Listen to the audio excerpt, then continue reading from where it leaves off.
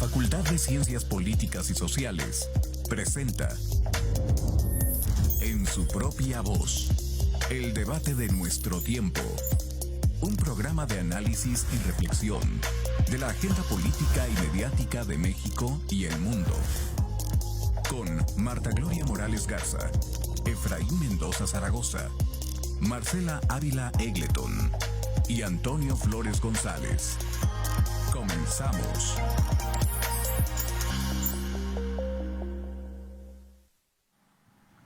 ¿Qué tal? Muy buenos días. Bienvenidos. Estamos en el programa En su propia voz de la Facultad de Ciencias Políticas y Sociales de la Universidad Autónoma de Querétaro.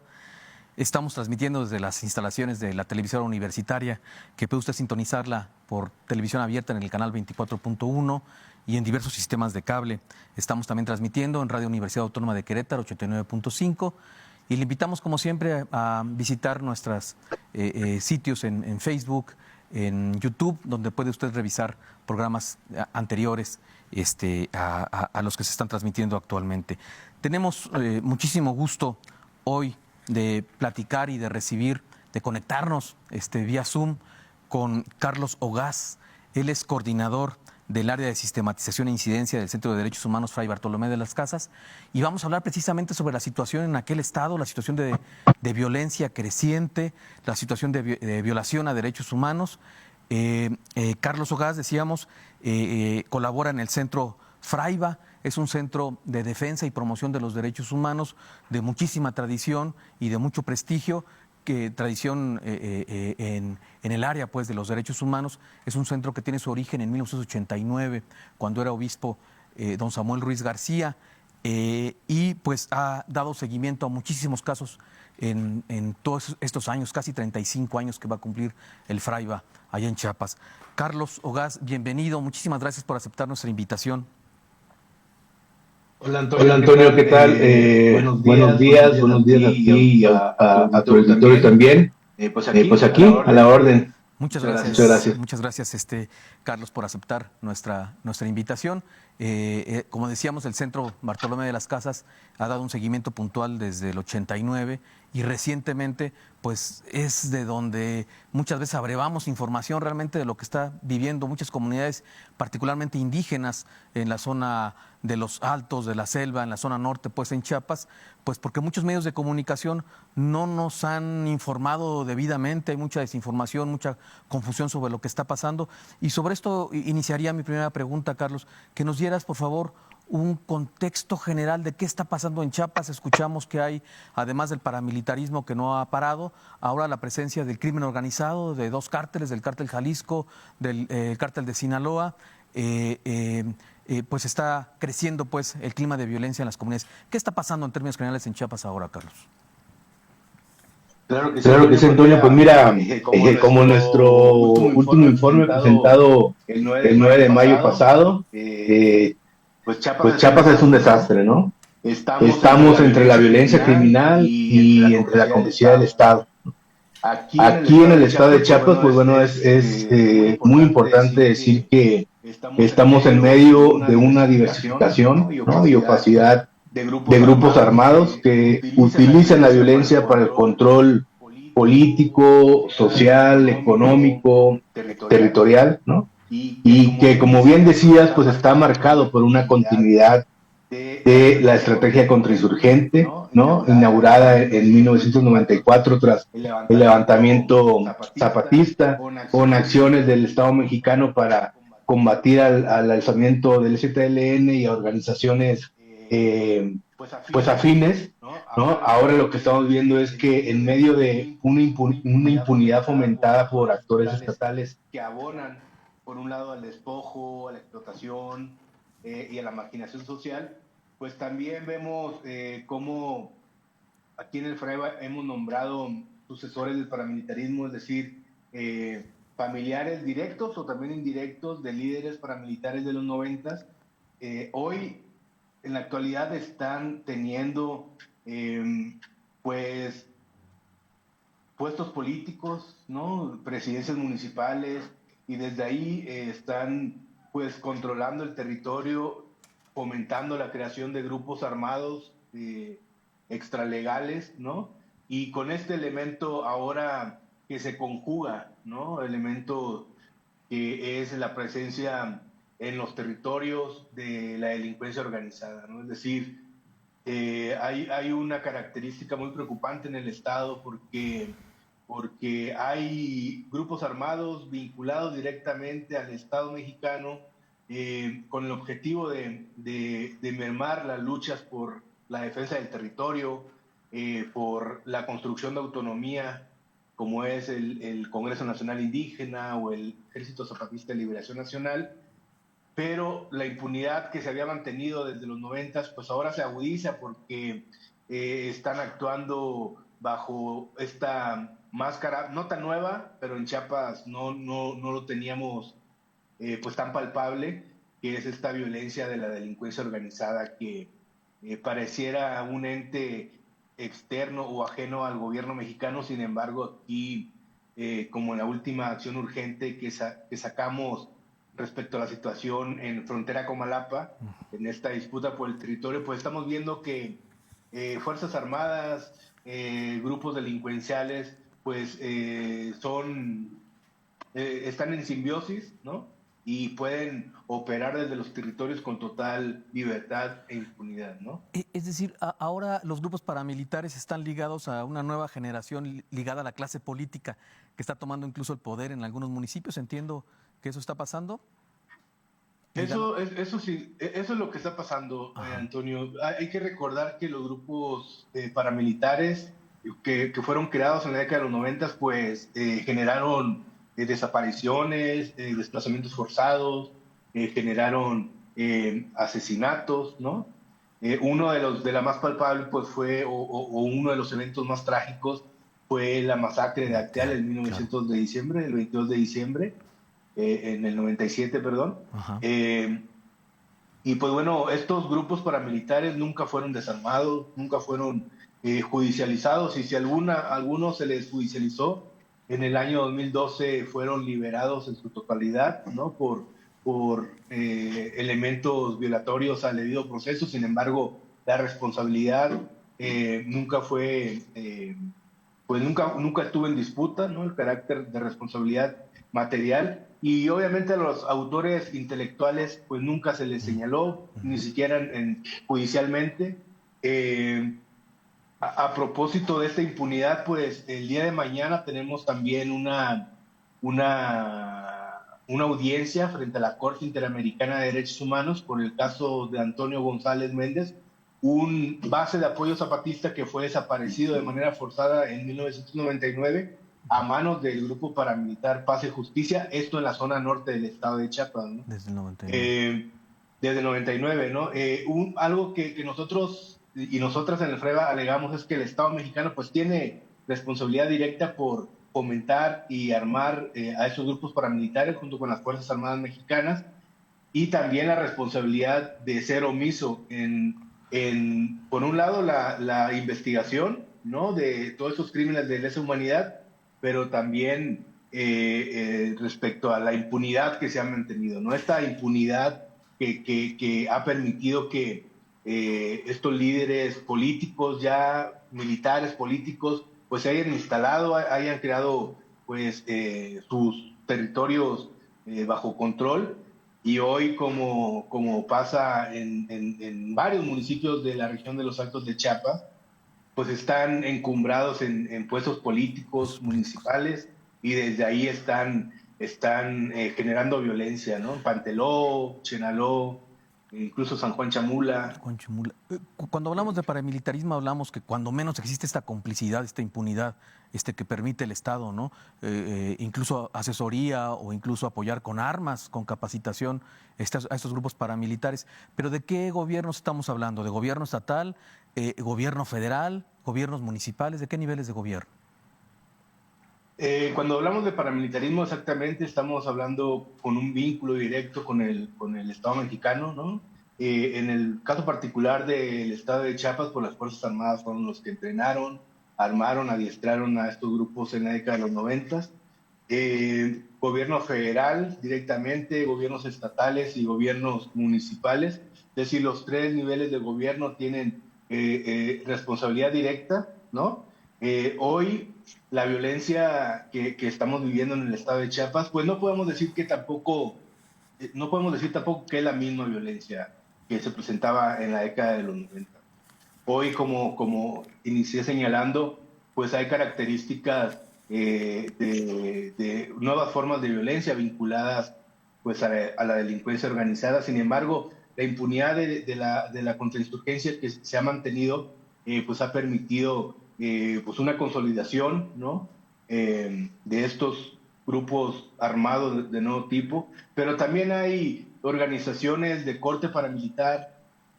Aquí en el FREVA las hemos catalogado como, o caracterizado, mejor dicho, como grupos corporativistas, ¿no? Es decir, grupos que tienen una fuerte identidad con el gobierno mexicano y que tienen una característica principal que están vinculados de manera directa con el gobierno mexicano a partir de la dependencia o vinculación económica que les genera pues el acceso a programas sociales, ¿no? ¿De qué organizaciones? Programas de gobierno. Sí, ¿de qué organizaciones estamos hablando? Se ha mencionado a la CIOAC, a Orcao. ¿Son estas algunas otras? Sí, organizaciones efectivamente de este tipo, es decir, todas aquellas organizaciones que no están llevando a cabo o impulsando un proyecto político antagónico al Estado mexicano, es decir, que están fuera de la democracia representativa, que están fuera como dicen los compañeros zapatistas, que no están por las migajas del mal gobierno, es decir, de todos esos programas sociales asistencialistas que de alguna u otra manera te vinculan económicamente, pero también te vinculan políticamente al territorio, ¿no? Apoyando a ciertos candidatos desde los ejidos hasta las presidencias municipales, hasta estructuras estatales y federales, ¿no? Que ya lo estaremos viendo en las próximas elecciones. Pues todos estos mecanismos, desde el más bajo hasta el más alto, se van a estar activando pues para la compra de votos o para el apoyo a cierto o a uno u otro candidato de la clase política. Pero estas organizaciones corporativistas, decía, tienen una característica que están armadas, ¿no? Están armadas y están fuertemente armadas, ¿no? Y que tienen características de un grupo de corte paramilitar, ¿no? Paramilitar, sí. Y desgraciadamente en medio de toda esta violencia y de control de la delincuencia organizada, pues, y son organizaciones armadas con pues capacidad beligerante fuerte, que nos hace pensar que también tienen vínculos directos con grupos criminales. Criminales, sí. Y las víctimas de este acoso y de esta agresión por parte de estos grupos paramilitares son principalmente comunidades indígenas, entre ellas comunidades zapatistas. También se ha mencionado Moisés Gandhi, pues recientemente, donde Jorge López Santis fue herido. Se denunció esto por un ataque paramilitar de Orcao. ¿Cuál es la situación de los municipios zapatistas en este contexto de violencia con el crimen organizado presente ahora? Pues creo que algo en lo que nos encontramos directamente vinculados y vinculadas todas las personas que pertenecemos a la sociedad civil, ¿no? Personas de a pie, es que esta violencia pues se ha generalizado, ¿no? Es decir, como decía, y nos gusta hacer como este ir y venir, este espejeo entre la violencia contra insurgente de los 90, que estaba directamente focalizada a terminar con proyectos políticos zapatistas, ¿no? Particularmente, ¿no? Hoy, en la actualidad, pues hay una característica muy importante de estos grupos armados vinculados a la delincuencia organizada, con características de sucesores del paramilitarismo, que por un lado están generando tal violencia que tienen características de control poblacional, ¿no? A través del terror, ¿no? Cortes de ruta, cercos comunitarios, pero también están utilizando pues esta violencia de la delincuencia organizada para estar golpeando directamente a los proyectos políticos, como te decía, antagónicos al Estado mexicano, ¿no? Entre ellos, y como ejemplo fundamental para, no solamente para México o para Chiapas, sino a nivel internacional, pues es el ZLN, ¿no? Claro, Es por lo que decir, significa. hay esta violencia a toda la población en el estado de Chiapas que queda pues atrapada en medio del fuego cruzado, en medio de la disputa por el territorio de grupos antagónicos de la delincuencia organizada, pero también hay violencia dirigida en contra de estos proyectos políticos, en contra de personas defensoras de derechos humanos que están denunciando la violencia, que están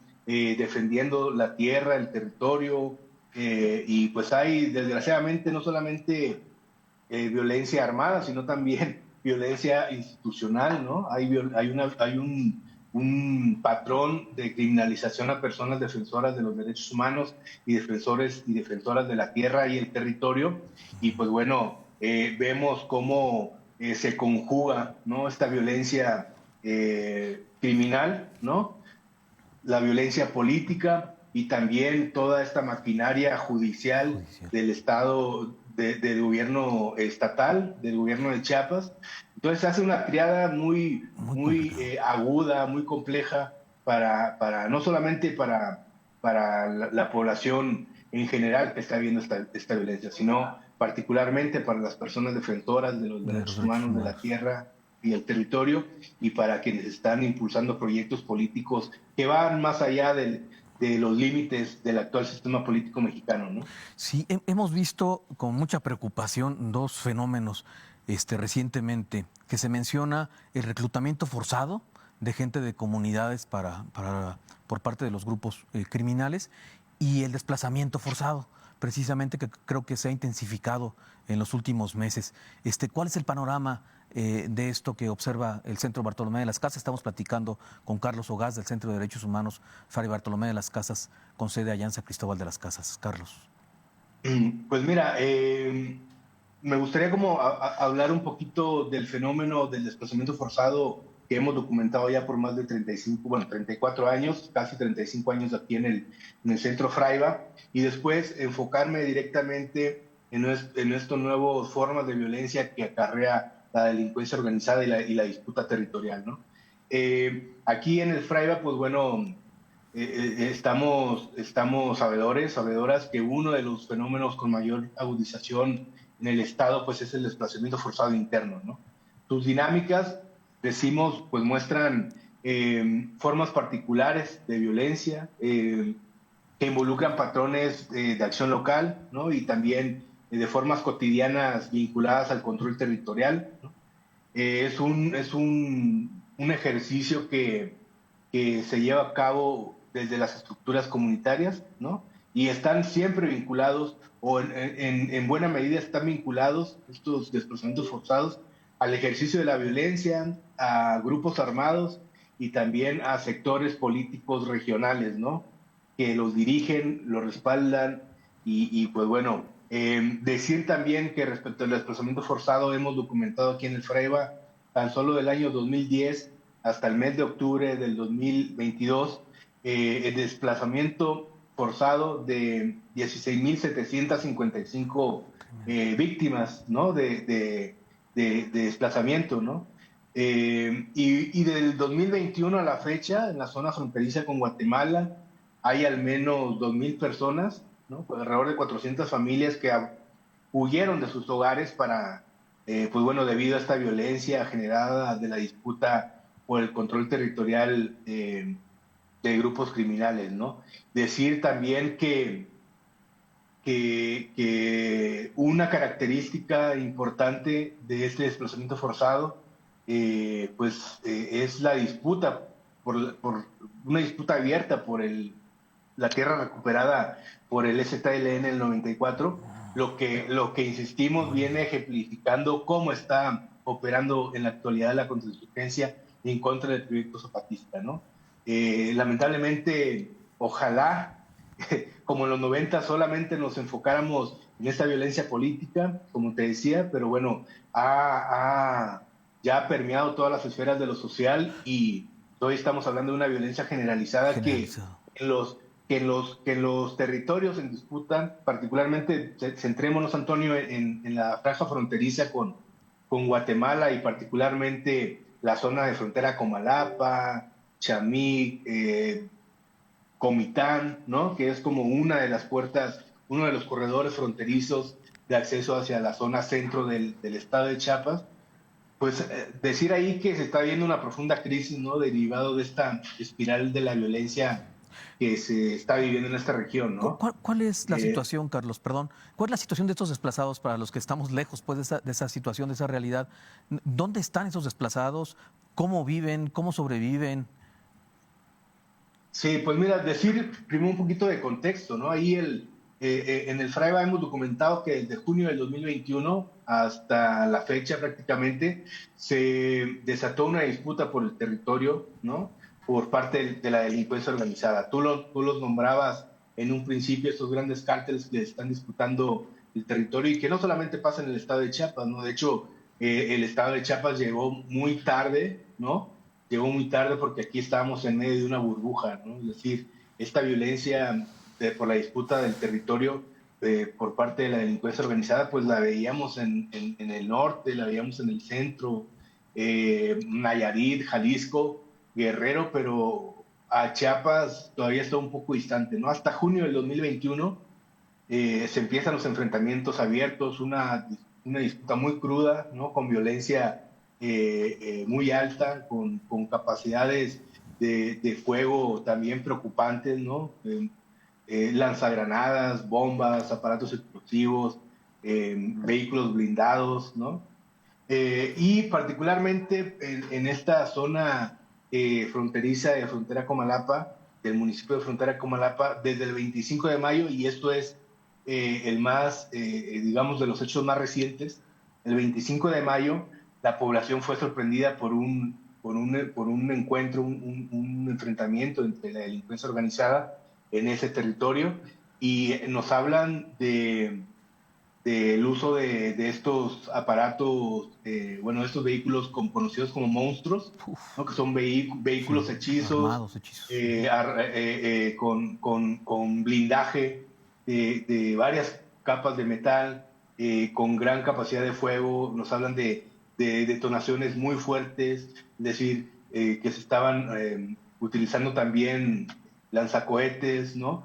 Hay fotografías de estos vehículos blindados totalmente calcinados, con unos impactos grandes de armas de fuego, calibres más, pues que ni siquiera las comunidades conocen, que sí. aquí en Defensores de Derechos Humanos, pues conocemos los calibres del uso exclusivo del ejército, pero ya no esta tecnología bélica que se está manejando en la actualidad, ¿no?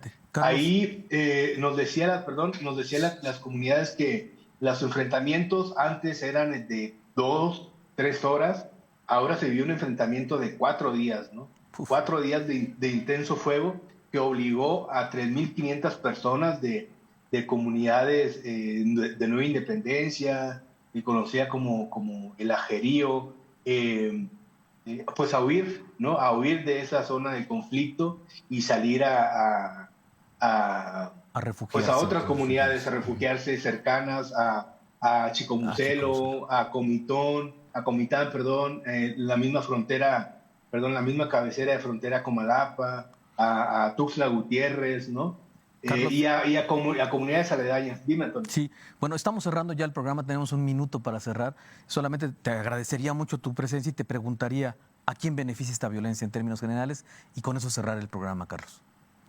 Pues decir que en el estado de Chiapas estamos en medio de un territorio geoestratégico muy importante, con gran capacidad de recursos naturales, y estamos en medio de 2 proyectos centrales para el actual gobierno federal, el corredor transísmico y el Tren Maya, ¿no? En medio está Chiapas y pues bueno, la disputa creemos que es en términos geoestratégicos y geopolíticos y para el desarrollo de infraestructura y el desarrollo de megaproyectos turísticos alrededor de este gran plan de desarrollo.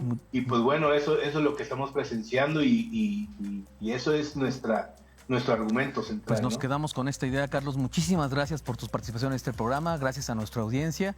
Esperamos próximamente nuevamente tener contacto contigo. Muchas gracias, Carlos. A la orden, muchas gracias. Un saludo a ustedes y a la audiencia. Buen día. La Facultad de Ciencias Políticas y Sociales presentó Su propia voz. El debate de nuestro tiempo. Un programa de análisis y reflexión de la agenda política y mediática de México y el mundo. Con Marta Gloria Morales Garza, Efraín Mendoza Zaragoza, Marcela Ávila Egleton y Antonio Flores González. Gracias por acompañarnos.